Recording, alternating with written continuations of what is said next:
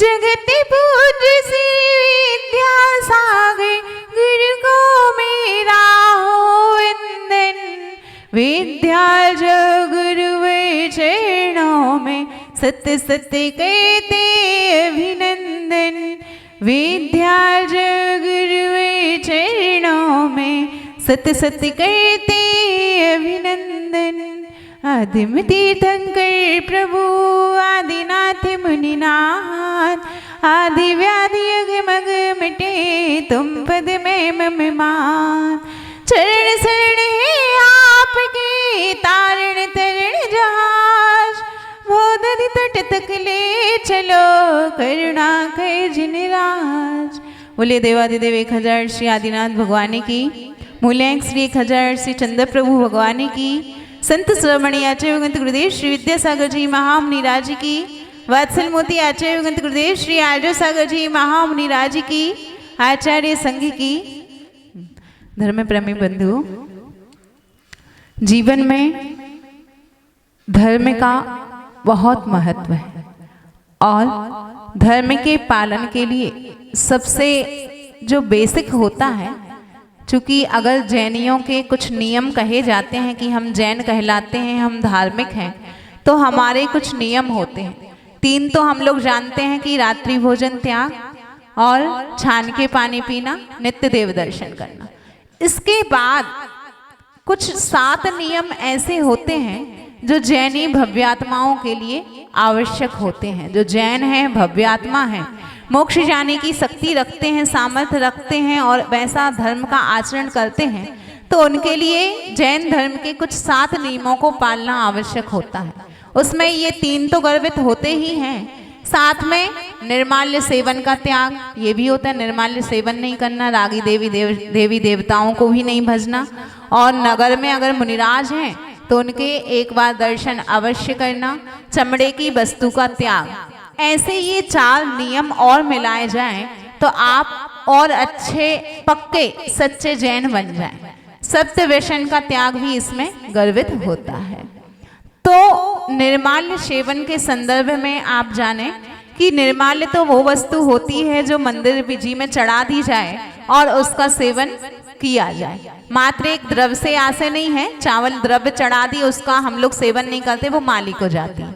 यहाँ तक कि कई लोगों की भक्ति होती है कि गुरुदेव की अगर आप चौके में पूजन करें या विशेष पूजन करें तो कई लोग चांदी के पुष्प, चांदी की लौंग आदि भी चढ़ाते हैं। कोई रत्नों से पूजन करते हैं, कोई ऐसे लोग आते हैं रत्नों के माध्यम से गुरुदेव के दर्शन करते हैं।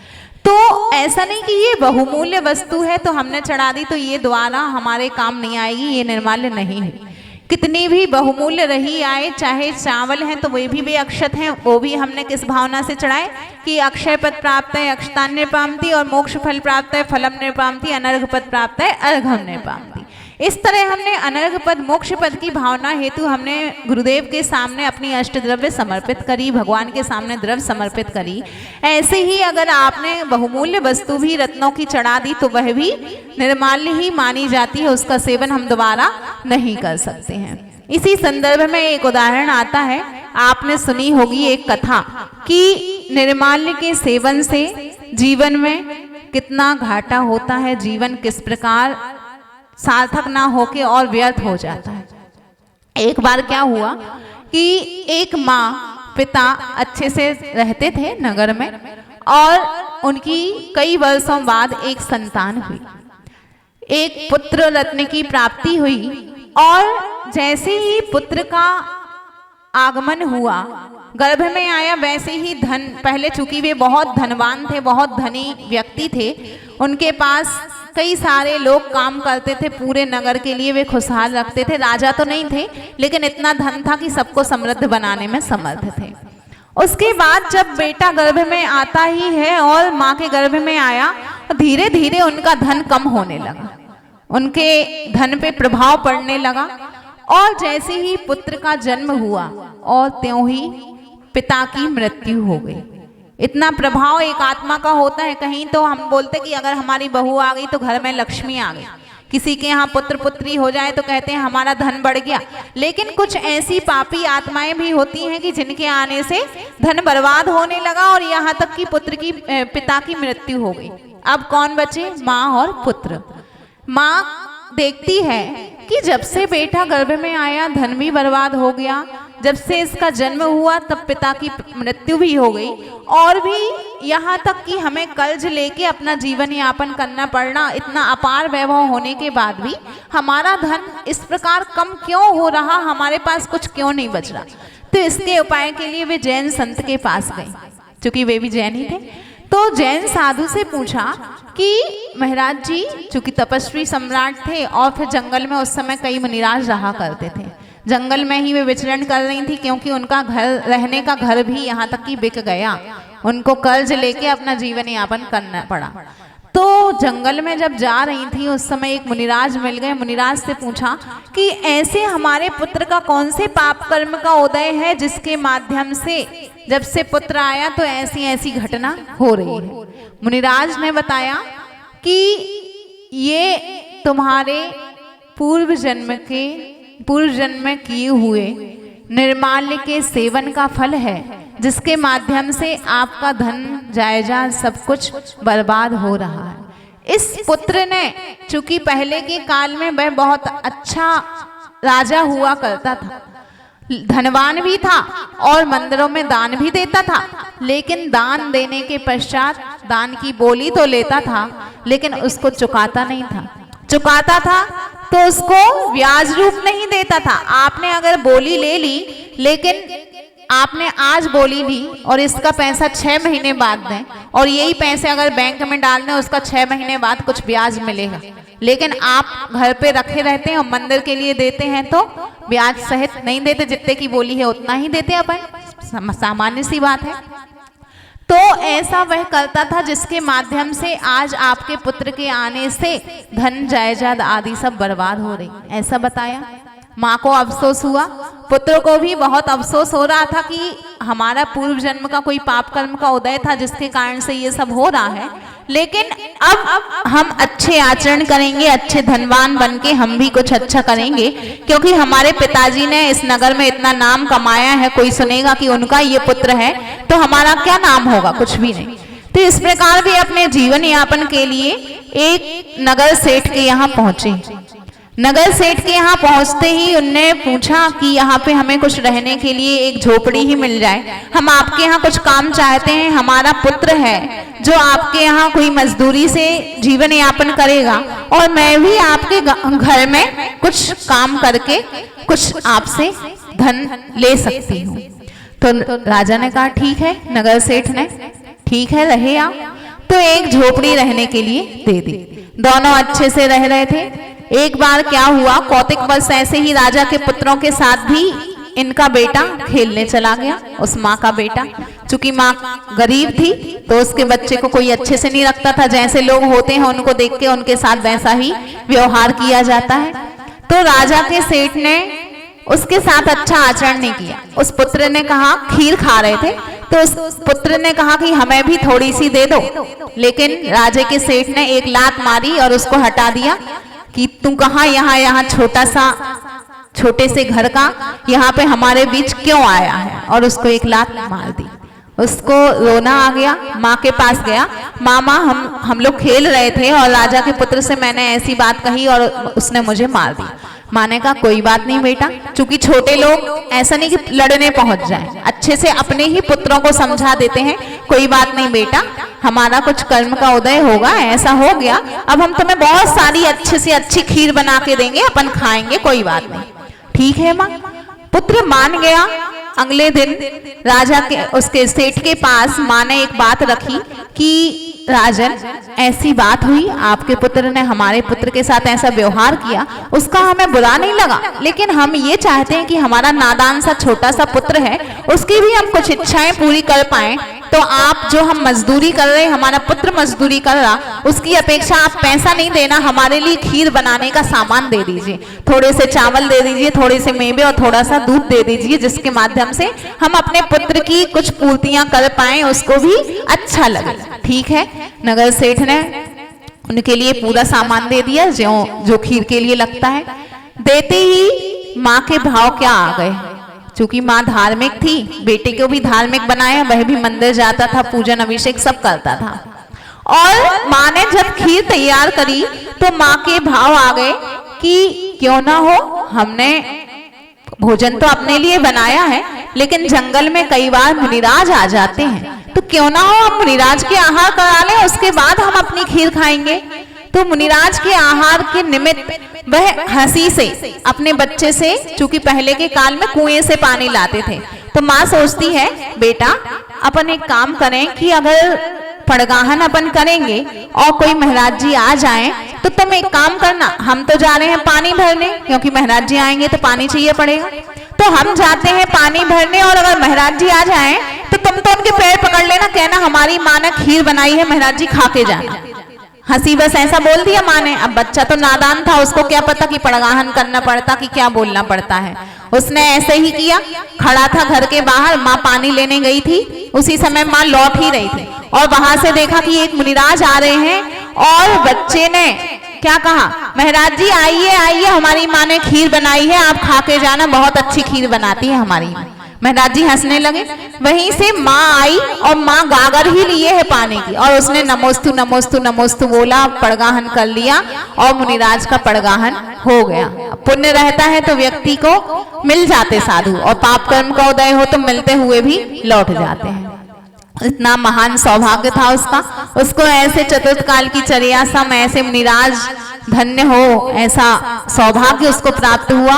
उसने पड़गाहन कर लिया। यूं तो अपन सोचते हैं महाराज जी की विधि क्या होगी, हम गागल लिए आएंगे कि नहीं, कलश लेना कि फल लेना कि बादाम लेना कि कितने कलश लेना, कितने नारियल लेना, सब कुछ सोचते हैं, लेकिन जहां पुण्य के निमित्त मिल जाते हैं उस समय कुछ नहीं देखना पड़ता। एक गागर को लेके भी उसने पड़गाहन कर लिया। आगे मुनिराज, पड़गाहन हो गया, घर पे पहुंच गए, बुलाया, हे महाराज जी नमोस्तु नमोस्तु नमोस्तु, अत्र अत्र अत्र। और क्या बोलते फिर पड़गाहन में आप लोग?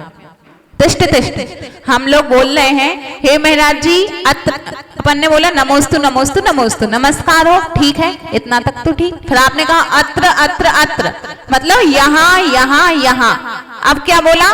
तिष्ठ तिष्ठ तिष्ठ, यही बोला ना, अत्र अत्र तिष्ठ तिष्ठ। आपने बोला यहाँ और तिष्ठ बोल दिया। मान लो महाराज जी वहां हैं, वहां से आपने कहा हे महाराज जी आइए आइए आइए, रुकिए रुकिए रुकिए, आपने उनके लिए अत्र में तो बुला लिया, यहाँ और तिष्ठ में रोक दिया। तो यहाँ नहीं रोका आपने, तो वहीं रोक दिया, अत्र तिष्ठ। महाराज जी तो उतने दूर हैं, आपने आने के लिए निवेदन नहीं किया कि हे स्वामी अवतर अवतर अवतर।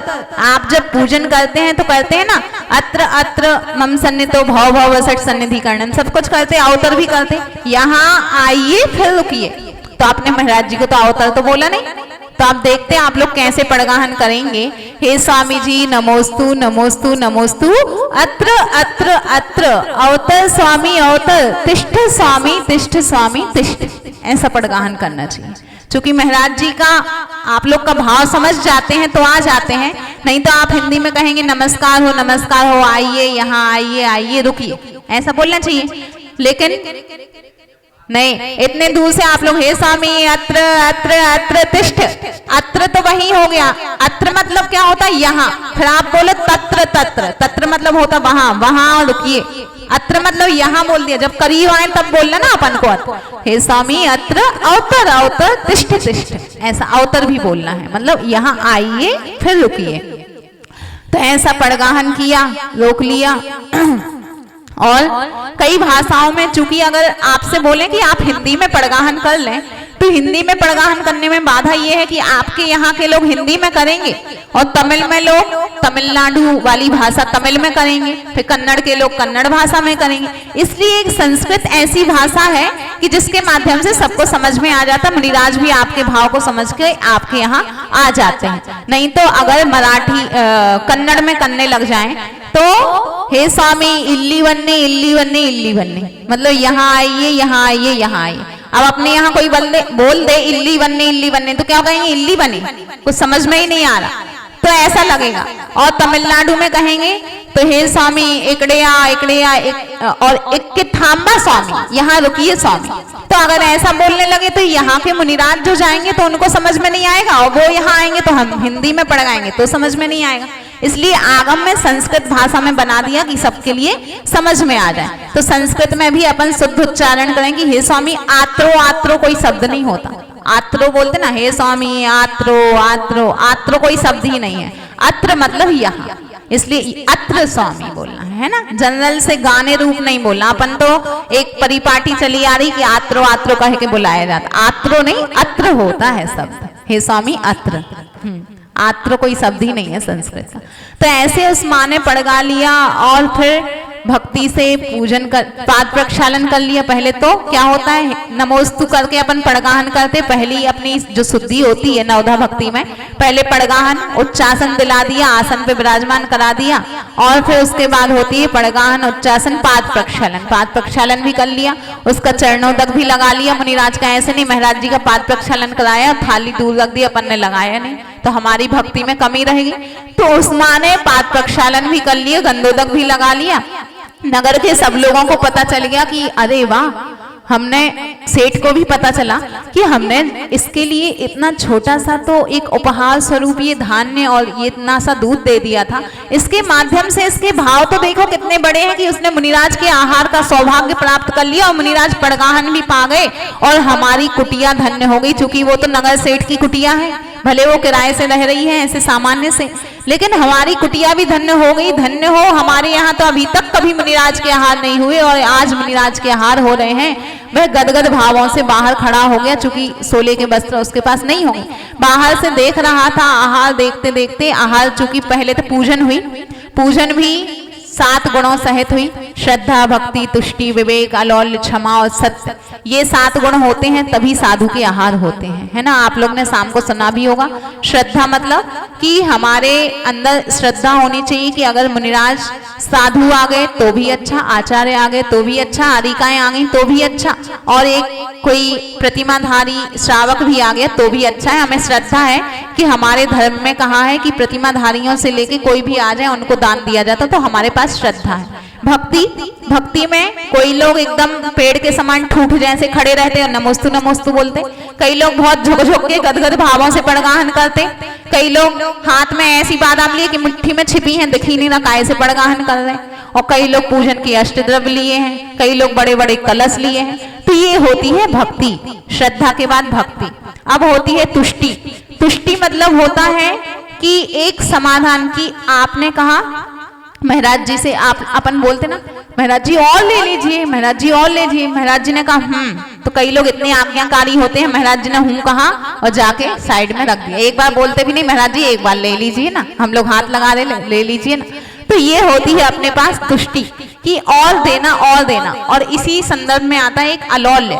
अलौल्य मतलब भी यही होता कि अपनों को लोलुपता नहीं होना, महाराज जी ने तो पूरा ले लिया, हमारे लिए तो बचा ही नहीं, जितने रसगुल्ले बनाए थे पूरे ले लिए महाराज जी ने, हमें तो एक भी नहीं बचा। तो ऐसे भाव हमारे अंदर नहीं आना। हमें तो लगता महाराज जी और रखा है, आप तो लीजिए लीजिए। कितने अच्छे भाव आते जब साधु के आहार होते। तो ये होता है अलौल्य। क्षमा, क्षमा कैसे, कभी मुनिराज को अगर आपके घर में अंतराय हो गया तो आप किसी दूसरे के हाथ से हुआ तो उसको चिल्लाएंगे नहीं, क्यों देख नहीं रहे थे क्या, तुम्हें दिखता नहीं है अंतराय हो गया, ऐसा नहीं कहेंगे। और किसी नादान बच्चे से कोई पात्र आदि गिर जाए और अंतराय हो जाए तो बच्चे को डांटेंगे नहीं, क्योंकि वो आगे से फिर कभी आहार देने से वंचित रह जाएगा, डर लगेगा।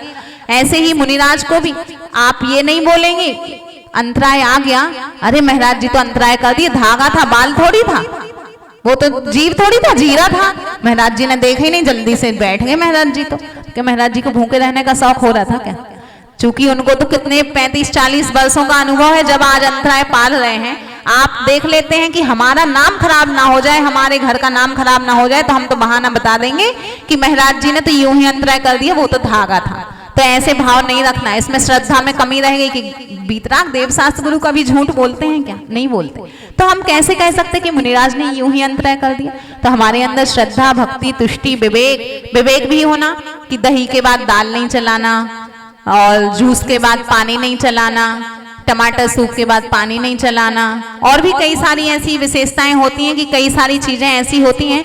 अगर आप नारियल पानी, अगर आपने पपीता खाया है और उसके ऊपर अंतर ना किया, नारियल पानी पी लें, तो प्रैक्टिकल है कि आपको तुरंत उल्टी हो जाएगी। कोई भी ऐसी गर्म वस्तु अगर रहे, गर्म होता है पपीता की प्रकृति गर्म है, और उसके ऊपर आपने नारियल पानी पी लिया तो उल्टी हो जाएगी। ऐसे कुछ कुछ विवेक अपन को होना चाहिए, क्योंकि साधु तो अंजलि खोले, एकदम से किसी ने दे दिया आ गया तो वो गिरा तो सकते नहीं, फिर लेना पड़ेगा। तो ऐसे विवेक हमारे पास होना है। तो ये होता है विवेक। अलौल्य भी बताया कि और ले लीजिए और ले लीजिए। क्षमा भी बताया कि किसी को डांटना नहीं। हमारा चूंकि साधु का कौन सा भोगांतराय कर्म का उदय था और हमारा लाभांतराय कर्म का उदय था, इसलिए नहीं हो पाया। और अंतिम होता है भक्ति। भक्ति हो गया। सत्य। सत्य होता है कि अगर मुनिराज आहार ले रहे हैं, आपकी कटोरी सामने आप खड़े हो, आपकी कटोरी में आपको कुछ जीव आदि कुछ नजर आ गया, और जब तक मुनिराज ने नहीं देखा तब तो आप पीछे ले जाके रख दें, फिर वो वस्तु ना चलाएं। ऐसा नहीं दूसरी निकालना है वही दाल। चूंकि हमने देख लिया कि वो अंतराय हो गया, 2 इंद्री 3 इंद्री आदि जीव है, तो अपन वो वस्तु नहीं चलाएं। और अगर मुनिराज ने देख लिया, उनको शंका हो गई कि अगर इस वस्तु में कुछ है, अब वे पूछ रहे हैं क्या था, अपन बोले कुछ नहीं महाराज जी रहा था। वो बार बार पूछ रहे हैं सही बताओ कि क्या था, बोल रहे। तो आपको ये नहीं सोचना कि अंतराय हो जाएगा, आपको सत्य बोलना पड़ेगा कि महाराज जी बाल था या महाराज जी जीव था, कुछ भी बोलना पड़ेगा। फिर महाराज जी ने अगर वो वस्तु नहीं ली एक भी ग्रास, तो फिर अंतराय नहीं करेंगे। और अगर उस वस्तु का सेवन कर चुके, उसके बाद पता चला उसमें जीव है, तो फिर अंतराय कर सकते हैं। तो ऐसा ये सत्य गुण भी हमारे पास होना है। ऐसे ये दाता के 7 गुण होते हैं, जिसके माध्यम से नवधा भक्ति होती है। नवधा भक्ति और 7 गुण, इनसे सहित श्रावक होता है, तभी आपके घर साधु के आहार हो सकते हैं। तो ऐसे ये गुणों से सहित उसने श्रद्धा, भक्ति, तुष्टि, विवेक, अलौल्य, क्षमा और सत्य, ये 7 गुण को पालते हुए और नवधा भक्ति करके उसने पड़गाहन, उच्चासन, पाद प्रक्षालन, पूजन करके आहार जल शुद्ध है ऐसी शुद्धि बोल दी माँ ने और उस बेटे ने, और साधु के आहार शुरू हो गए। और जब साधु खड़े हुए, मात्र उनके पास क्या था, एक तो पानी और दूसरा खीर, और दूध भी इतना था कि पीने के लिए दूध नहीं, मात्र एक खीर। लेकिन आप उस भक्ति का फल देखिए कि ज्यों ही साधु खड़े हो गए, पहली अंजलि में उनके खीर आई और त्यों ही देवों ने आश्चर्य कर दिए, देवों ने रत्नों की बरसात कर दी। इतना अनुपम दृश्य हो गया कि वह राजा भी, वह सेठ भी प्रसन्न हो गया कि कितनी महान भक्ति है। भगवान की भक्ति में कितनी शक्ति होती है, गुरु की भक्ति में कितनी शक्ति होती है, इतने से भाव से। और हम तो सोचते हैं चौका लगाना कैसे लगाएंगे, ये बीमार वो बीमार, लेकिन आपके पास कुछ नहीं है। अगर मात्र एक भक्ति है, अंदर से आपका समर्पण है, आपके भाव है, तो ना जाने देव भी ऐसा सौभाग्य आपका जगा देते, देवों से भी आपके यहाँ ऐसी सुविधाएं बैठ जाती कि आपका स्वास्थ्य भी अनुकूल हो जाता और आपकी कार्य विधि भी अनुकूल बन जाती है। बस आपके पास एक समर्पण, आपकी मन की जो शक्ति है वो सबसे बड़ी शक्ति है। मन में संबल होना चाहिए कि हम सब कुछ कर सकते। मन की हार सबसे बड़ी हार है, मन में हार नहीं बनाना। हम तो सब कर सकते, अकेले भी समर्थ हैं, ऐसा आपने मान लिया तो आपकी सबसे बड़ी एक विजय हो गई। तो ऐसे देवों ने आश्चर्य कर दिए। और एक और मुख्य प्रताप हुआ, क्या हुआ कि वह खीर जब मुनिराज ने आहार हो गए, वह खीर मुनिराज लेते जा रहे, खत्म ही नहीं हो रही, कम ही नहीं हो रही, चलते जा रही, कम ही नहीं हो रही। क्या आश्चर्य है, पूरी आहार हो गए, कम ही नहीं हुई, सबके लिए बांट दी। महाराज जी तो चले गए, आहार हो गए, महाराज जी को छोड़ के आए, कमंडल ले गए, पानी भी फुल भरा, ऐसा नहीं कम भर दिया। चूंकि जंगल में साधु हैं, वे कहाँ से पानी लाएंगे, अपने यहाँ तो घर में कम भर दो, महाराज जी तो मंदिर में भरवा लेंगे, वहीं रखा रहता है वो भर लेंगे, हमारे यहाँ कम है, हम लोग ला नहीं पाते। ऐसे भाव नहीं बनाए उन्होंने, पूरा पूरा चमाचम कमंडल भी भर दिया, सब कुछ कर दिया, छोड़ के आ गए। और घर के बाहर पूरी जो उनके नगर सेठ के जितने भी लोग थे, सबके लिए उस खीर का प्रसाद भी दे दिया, सबको खिला दिया, फिर भी खीर कम नहीं हो रही। पुत्र को भी भरपेट खिला दिया, फिर भी खीर कम नहीं हो रही। जब तक उस माँ ने नहीं खा ली, जब तक बनाने वाली माँ ने नहीं खा ली, तब तक वह खीर खत्म नहीं हो रही थी। तो ये होता ही है एक दिव्य शक्ति, दिव्य प्रताप, कि जब तक बनाने वाला ना खा ले तब तक वह वस्तु कम नहीं होती। ये देवों की आश्चर्य होते। उन रिद्धिधारी मुनिराज की शक्ति का प्रताप होता है, चूंकि वे रिद्धिधारी मुनिराज थे। और वह रिद्धि का नाम क्या होता है, अक्षीण महानस रिद्धि। अक्षीण महानस रिद्धि ऐसी होती है, अगर उस रिद्धिधारी मुनिराज के आपके यहाँ आहार हो जाए तो आहार कम नहीं होता जब तक बनाने वाला ना खा ले। तो ऐसे रिद्धिधारी मुनिराज के उनके यहाँ आहार हुए। देवों ने आश्चर्य करे और धन्य हो गई उनकी सेठ की कुटिया और धन्य हो गए वे पुत्र और माँ। और जिस दिन उनके यहाँ आहार हो गया उस दिन से ना जाने कैसा कौन सा प्रताप हुआ और ऐसी दिव्य शक्ति उत्पन्न हुई कि राजा के यहाँ जब वह काम करता था बच्चा, तो पहले क्या होता था, पूरे दिन भर काम करे, राजा उनको कुछ दें भी, भले धन दें, कोई रत्न दें, चने आदि ही क्यों ना दे दें, लेकिन थम नहीं पाते थे। कभी तो अंगारे बन जाएं, कभी तो पोटली अगर फटी हो तो गिर जाएं, कभी कुछ होता कभी कुछ होता। लेकिन उस दिन से जब मुनिराज के आहार हो गए उस दिन से धन थोड़ा जोड़ते जोड़ते जोड़ते जोड़ते इतना बढ़ गया कि वे अच्छे परिपक्व हो गए, अच्छा लालन पालन करने लगे, बड़ा हो गया बच्चा। तब माँ ने क्या कहा, उस बच्चे का नाम क्या था जिसका ऐसा प्रताप था? चूंकि जब वह जन्म लिया तब तो लोगों को क्या पता था कि ऐसा वह बालक है, तो उसका नाम सुकृत पुण्य रख दिया। लेकिन जब ऐसा प्रताप होता था तो माँ बोलती थी कि तू सुकृत पुण्य नहीं है, तेरे पास कोई पुण्य ही नहीं है। जब से तुम आए घर चला गया, जब से तुम आए पिता चले गए, धन चला गया, तेरा तो पुण्य अकृत, तू तो अकृत पुण्य है, अकृत, तेरा कुछ पुण्य नहीं है, तेरा नाम तो उल्टा रख दिया सुकृत पुण्य, तू तो अकृत पुण्य है।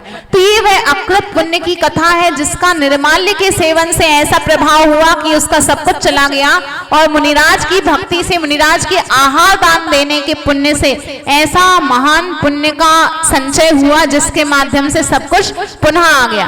और उस फल के प्रताप से और अगर आहार हो गए तो मुनिराजों पर और श्रद्धा बढ़ गई। ऐसा करते करते उसने जब मरण किया अगले भाव में वह राजा का पुत्र हुआ। इतना प्रताप हो गया कि वह राजा का पुत्र हुआ और उसका इतना पुण्य, जहां हाथ डाले वहां धन निकलता। वह राजा का पुत्र होने के कारण कहीं भी अगर कुछ थोड़ी सी मिट्टी खोद दी किसी जगह की, वहां देखा तो सोने के सब आभरण मिल गए। कहीं भी हाथ डाले तो वहां सोने की ऐसी वस्तुएं प्राप्त हो जाएं, सोने के घड़े प्राप्त हो जाएं। इतना महान पुण्य, तब उसका नाम पड़ा सुकृत पुण्य। तो ऐसा कैसे, आप सोचिए कि जरूरी नहीं है कि इस जन्म में किया हुआ पुण्य पाप हमें इसी जन्म में फल दे। आप अभी पुण्य करेंगे, आपने देखो पूर्व जन्म में अपन कहते ना घर पे आपने पुड़ी का डिब्बा बना लिया, एक दिन खाओगे, 2 दिन खाओगे, 3 दिन, इसके बाद नहीं चलेगा। ऐसे ही आपने अपने जीवन में पुण्य रूपी फल का संचय किया, पुण्य रूपी अर्जन किया, ये पुण्य आपको इस जन्म में साथ देगा। अगले जन्म में कितने दिन काम आएगा? 2 दिन 4 दिन, कई ठीक है कुछ समय को काम आए, लेकिन जितने से जितने ज्यादा आप पुड़ी का डिब्बा भर लोगे, जितना पुण्य संचय कर लोगे तो उतने समय को काम आ जाएगा। थोड़ा सा किया तो थोड़े समय में वो व्यर्थ चला जाएगा, और आपने बहुत अच्छे से भर दिया तो ये पुण्य रूपी जो घड़ा है अपनी आत्मा में भर लेना, जिससे हमारा ये भाव तो सफल होगा ही, साथ में अगला भाव भी सफल हो जाएगा। आप अभी तो दुकान जाते हैं, दुकान में किसके लिए कमाते हैं? स्वयं को थोड़ा बहुत, दूसरों के लिए ज्यादा कमाते हैं, हमारे पिता के लिए, हमारी पत्नी के लिए, हमारे पुत्र के लिए, सबको आप कमाते हैं। आपने कमाया, आपने पूरा दिन वहां पे लगा दिया, खून पसीना एक किया, आपने कमाया और आपने घर वालों को पूर्ति करने में लगा दिया। जीवन भर इसी में आपका व्यर्थ चला जाएगा। एक दिन कोई आपका उपकार नहीं मानेगा कि हमारे पिता के कारण ही हमारा सब कुछ है। वे कहेंगे अरे हमारा पुण्य था सो सब कुछ मिला। ऐसे थोड़ी है कि पिता के पुण्य से हमें कुछ मिला। आपका कोई कुछ नहीं कहेगा, आपका नहीं मानते। अब आप जरूर मानते हैं। महिलाएं कहती हैं हम घर से एक दिन को बाहर चले जाएंगे तो हमारे पति को कौन भोजन कराएगा? घर में चल ही नहीं सकता, बच्चे स्कूल जाते हैं, पति ऑफिस जाते हैं, दादी दादा की भी थोड़ी सेवा करनी पड़ती। और जब आप दुनिया से चले जाओगे तब अपने आप चलता कि नहीं चलता? सबके बिना सबका चलता है, कहने के लिए कि इनके बिना हमारा नहीं चलेगा, उनके बिना हमारा नहीं चलेगा। सबके बिना सबका चलता है। अपने अपने पुण्य से व्यक्ति आता है, अपना अपना पुण्य है, अपनी अपनी झोली है। जितना कमा लो उतना अपनी झोली में जाए। तो आप लेकिन ये जो धन का संचय करते वो तो इसी भाव के लिए है। इस भाव में जो पुत्र है, पिता है, उनके लिए ही काम आएगा, अगले भाव वालों को नहीं जाएगा। लेकिन जो पुण्य रूपी संचय है, पुण्य रूपी जो कमाई है, जो कि मंदिर जाके पूजन करके, अभिषेक करके, गुरुओं की सेवा करके, ये जो कमाई है, ये कमाई आप कर लोगे तो ये जो कमाई है ये आपको इस जन्म में फल तो देगी, साथ में अगले भाव में जाएगी। तो फायदा किसमें है? इस भाव का इसी भाव में काम है कि अगले भाव में भी जाए। साथ में क्या जाना? मुट्ठी बांधे आए थे, हाथ पसारे जाना, कुछ नहीं ले जाना। लेकिन क्या ले जाते? आत्मा के गुण, ज्ञान दर्शन हमारे साथ रहते हैं। और साथ में ये जो पुण्य रूपी संचय हमने किया है, पुण्य रूपी घड़ा जो भरा है, ये साथ में जाएगा। तो अपन क्या चाहते कि हे भगवान, हमने सीख लिया कि अगर हमारे जीवन में सम्यक दर्शन आ जाए तो हमें नरक, त्रियंच, नपुंसक, स्त्री, दुष्कुल, विकलांग, अल्पायु और दरिद्र, इन 8 अवस्थाओं में जाना नहीं पड़ेगा। आपने ये भी सीख लिया, आपने ये भी जान लिया कि अगर हमने पुण्य कमा लिया तो ये पुण्य हमें अगले भाव में काम आएगा। और आप दान करेंगे तो आपने आज 1 रुपए दान किया तो अगले भाव में 4 गुना आप पाओगे, 1000 गुना आप पाओगे। तो अगर ये सब जान लिया, ऐसा बताने वाले हमें गुरु मिल गए, देव शास्त्र गुरु का आचरण हमारे जीवन में आ जाए, उन जैसी हम श्रद्धा अपने अंदर रख लें, तो क्यों ना हो अपने जीवन को महान बना लें। क्योंकि आज जो पुण्य से हमें ये जैन कुल, अच्छी परंपरा, सब कुछ मिल गया, लेकिन ना जाने कब इसका अंत हो जाए और क्या पता हम कहाँ जाएंगे। किसी को पता है हम कहाँ जाने वाले? किसी को नहीं पता। अच्छे से अच्छे साधु भी अगर संलेखना पूर्वक मरण ना करें तो नहीं पता कौन सी गति हो जाए। तो हम अपने हित के बारे में सोचें, अपनी आत्मा के हित